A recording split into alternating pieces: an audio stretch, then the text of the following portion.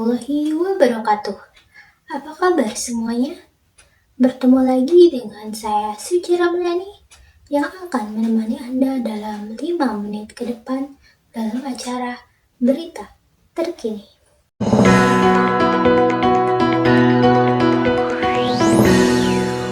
Baik pemirsa, berita kali ini datang dari kelas A semester 5 Program Studi Komunikasi dan Penyiaran Islam UIN SMH Banten yang telah melakukan pertemuan ke-12 mata kuliah Teknik Reportase dan Investigasi Berita. Pertemuan ini kembali dilakukan secara tatap muka yang bertempat di ruang 11 Gedung Fakultas Dakwah UIN Banten.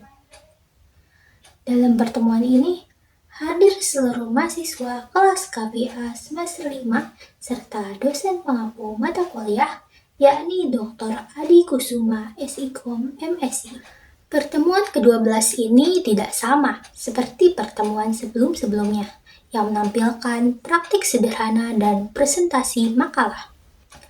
Pada pertemuan ini, setiap mahasiswa yang sudah terbagi menjadi 3 kelompok berisikan masing-masing 12 orang secara bergantian maju untuk mempresentasikan proposal berita investigasi yang akan dibahas.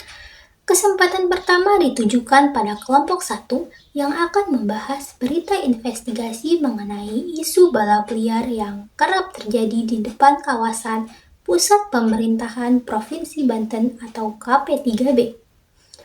Hal ini tentu sangat meresahkan bagi para warga sekitar wilayah tersebut karena kebisingannya sehingga mengganggu istirahat dan menimbulkan kecemasan terutama bagi orang tua dan anak kecil.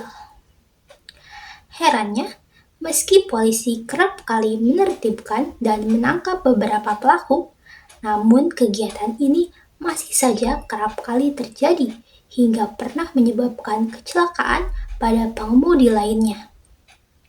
Maka dari itu, kelompok 1 tertarik mengangkat investigasi mengenai balap liar tersebut untuk mengetahui alasan mengapa balap liar terus menjadi aksi berulang dan menimbulkan keresahan yang berkepanjangan bagi masyarakat. Dalam melakukan investigasi ini, kelompok 1 telah melakukan wawancara pada para saksi mata yang kerap kali melihat langsung terjadinya balap liar ini, yaitu beberapa warga serta pedagang dan tukang bengkel yang kerap kali didatangi para pelaku. Bukan hanya itu, kelompok 1 juga bertemu langsung dengan polisi setempat guna mengetahui langkah apa saja yang telah dilakukan polisi dalam menanggapi kasus ini. Bahkan diam-diam, kelompok 1 juga sempat berbincang dengan salah satu terduga pelaku di salah satu warung kopi di daerah Boru, Serang. Selanjutnya, beralih ke kelompok 2 yang akan membahas berita investigasi mengenai ketidaktepatan sasaran penerima beasiswa KIP kuliah di UIN SMH Banten. Hal ini tentu saja sangat membuat geram para mahasiswa lain yang tertolak KIP kuliah, padahal secara ekonomi lebih tergolong tidak mampu dari yang terterima. Pada kesempatan yang terakhir, kelompok 3 pun mempresentasikan berita investigasi yang akan dibahasnya, yaitu mengenai sekolah pinggir jalan sebagai tempat belajar anak-anak yang mengalami putus sekolah.